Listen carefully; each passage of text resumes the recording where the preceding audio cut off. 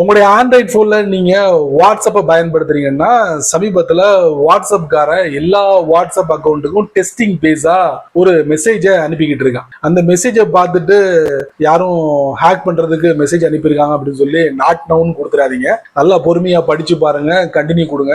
அப்பதான் உங்க வாட்ஸ்அப்பை உங்களுடைய போன்ல நீங்க பயன்படுத்த முடியும். எதுக்கு சொல்றேன்னா 2024 கடைசியில டிஓடி ஒரு அறிவிப்பு பண்ணிட்டு இருந்தாங்க, சிம் பைண்டிங் சொல்லிட்டு. இது எதுக்கு தெரியுமா? இனி சிம் கார்டு இல்லாம உங்களுடைய வாட்ஸ்அப்பை பயன்படுத்த முடியாது. ஏன்னா இவ்வளவு நாள நீங்க பயன்படுத்திக்கிட்டு இருந்தீங்க, ரிஜிஸ்டருக்கு மட்டும் இந்த சிம் கார்டை பயன்படுத்திக்கிட்டு இருந்தீங்க.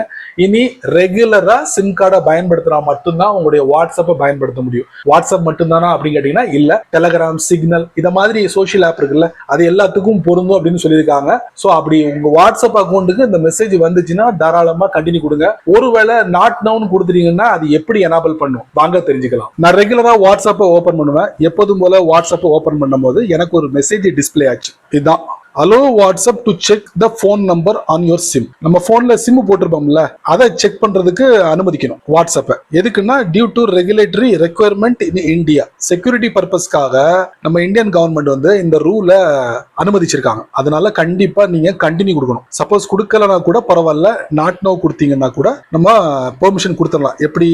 வாட்ஸ்அப்பை நம்ம பிரசன்ட் ஹோல்ட் பண்ணுவோம், அப்புறம் ஐ பட்டன் கூட போவோம், இங்க பெர்மிஷன் இருக்கா அதுக்குள்ள போவோம், அதுக்கப்புறம் போன் இருக்கா அதை நம்ம தட்டுவோம், அதுக்கப்புறம் டோன்ட் அலோன்னு இருந்துச்சுன்னா நீங்க அலோ கொடுத்துக்கோங்க. அவ்வளவுதான், மேட்டர் சிம்பிள். அதுக்கப்புறம் எந்த பிரச்சனையும் வராது உங்களுக்கு. இந்த மாதிரி சின்ன சின்ன விஷயங்கள் நிறைய தெரிஞ்சுக்கணும் ஆசைப்பட்டீங்கன்னா வழக்கம் போல நம்ம சேனலை ஃபாலோ பண்ணுங்க.